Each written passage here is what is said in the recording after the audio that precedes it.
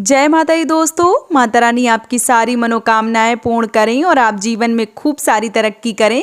इसी के साथ आज का जो वीडियो है वो मैं शुरू कर रही हूँ। दोस्तों आज के वीडियो में मैं बात करने वाली हूँ छठ महापर्व के बारे में।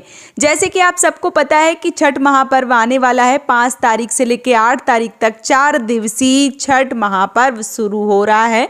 और ऐसे में बहुत सारी बहनों के मन में ये प्रश्न आते हैं कि हमें छठ महापर्व में कितनी साड़ियाँ लेनी चाहिए। हर साल नई साड़ी लेना अनिवार्य है। क्या करना चाहिए, कैसे करना चाहिए, आज के वीडियो में संपूर्ण जानकारी जो है वो आप सबके साथ शेयर करने वाली हूँ। तो चलिए शुरू करते हैं आज का वीडियो और जान लेते हैं छठ महापर्व के बारे में संपूर्ण जानकारी। बात करूँ अगर साड़ी की, तो देखिए इस व्रत में छठ महापर्व में जो बुजुर्ग माताएं बहनें हैं वो इस व्रत को करती चली आ रही हैं। उसके बाद वो अपनी बहुओं को दे देती हैं। कई बार क्या होता है कि जो माताएं होती हैं बुजुर्ग हो जाती हैं, उनसे नहीं सहा जाता, रहा ही नहीं जाता है। कई बार बड़ी बीमारी हो जाती है, छोटी बीमारी हो जाती है, बुजुर्ग हो जाती हैं, भूख प्यास नहीं साध पाती हैं, फिर उनको लगता है कि अब अपनी बहुओं को दे दें। तो अगर वो बहुओं को दे रही हैं तो बहुत सारी बहनों के मन में ये प्रश्न आते हैं कि साड़ी का हमें क्या करना चाहिए, क्या हर साल हमें नई साड़ी लेना चाहिए। तो देखिए छठ महापर्व में विधान तो यही है कि भले ही आप पूरे साल साड़ियां ना लें, लेकिन छठ महापर्व में आपको नई साड़ी लेना चाहिए। जिसके घर का विधान है 2 साड़ियां लेने का, जैसे शाम का अर्घ जो है वो देने के लिए नई साड़ी और जो सुबह का अर्घ देने के लिए नई साड़ी, मतलब डूबते हुए सूर्य भगवान को अर्घ देंगे तो नई साड़ी पहनेंगे और उगते हुए सूर्य भगवान को अर्घ देंगे तो दूसरी साड़ी पहनेंगे। तो बहुत सारे लोग छठ महापर्व में 2 साड़ियां नई खरीदते हैं। वहीं पर बहुत सारे लोग ऐसा करते हैं कि शाम को जो अर्घ देते हैं वही साड़ी उतार के रख देते हैं, उसके बाद सुबह भी वही साड़ी पहन लेते हैं। और कुछ लोग पानी में उतर जाते हैं, वो साड़ी गीली हो जाती है, उसके बाद अगले दिन भी वही साड़ी पहन के और अर्घ जो है वो देते हैं। तो एक साड़ी कम से कम एक साड़ी नई लेते हैं, कुछ लोग कम से कम 2 साड़ी जो है वो नई लेते हैं। तो वो आप अपने घर का विधान जो है वो देख सकते हैं कि आपके घर में कैसा विधान है। नई साड़ी ले, मान लीजिए 2 लेने का विधान है तो आप 2 लें, अगर नई साड़ी लेने का 1 का विधान है तो आप 1 नई साड़ी लें।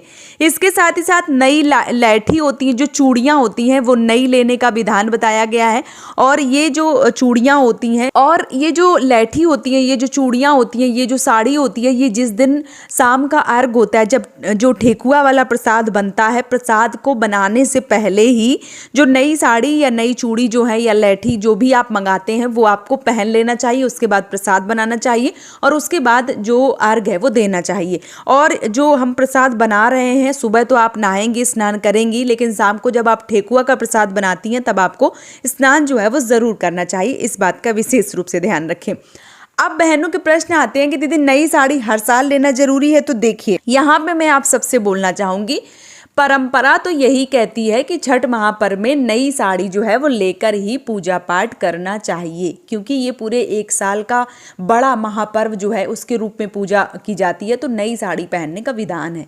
लेकिन कई बार क्या होता है, बहुत सारी बहनों के बजट में होता है भाई वो 2 ले लेती हैं, कुछ के बजट में होता है वो 1 ले लेती हैं, कुछ के बजट में नहीं होता है, वो व्रत करना चाहती हैं। तो ऐसी बहनों से, ऐसी माताओं से मेरा यही निवेदन है कि साफ स्वच्छ शुद्ध वस्त्र जो है वो आपको पहनने हैं।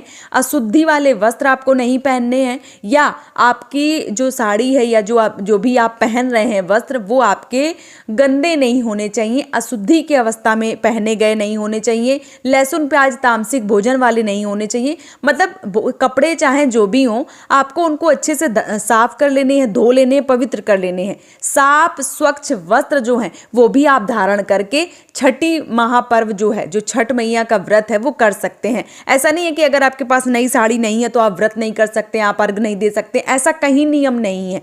अगर आपका बजट है तो आप नई लें, 1 लें, 2 लें, 4 लें। लेकिन अगर आपका बजट नहीं है तो जो भी साड़ी आपके पास है, नई है, पुरानी है, 1 बार की पहनी, 2 बार की पहनी, उसी साड़ी को आप धो के पवित्र कर लीजिए और वही साड़ी पहन के आप छठी महापर्व जो है, जो छठ मैया का पर्व है, जो अर्घ वाला कार्य है वो आप कर सकती हैं। इसमें किसी भी प्रकार का कोई भी दिक्कत परेशानी जो है वो नहीं होता है। तो अगर आपके मन में ये प्रश्न चल रहा था कि नई साड़ी नहीं है, हम व्रत कैसे उठाएं, तो इस वीडियो को देख के आपके मन के सारे प्रश्नों का जवाब आपको मिल गया होगा।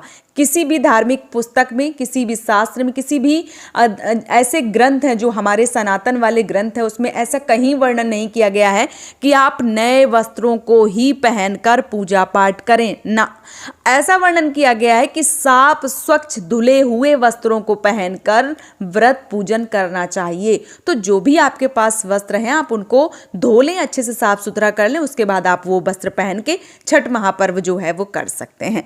तो उम्मीद करती हूँ ये वीडियो आप सबको पसंद आया होगा। वीडियो अगर पसंद आया है तो आप मुझे सपोर्ट जरूर करें इस चैनल को सब्सक्राइब करके। आज का वीडियो यहीं पे समाप्त कर रही हूँ दोस्तों। जय माता दी।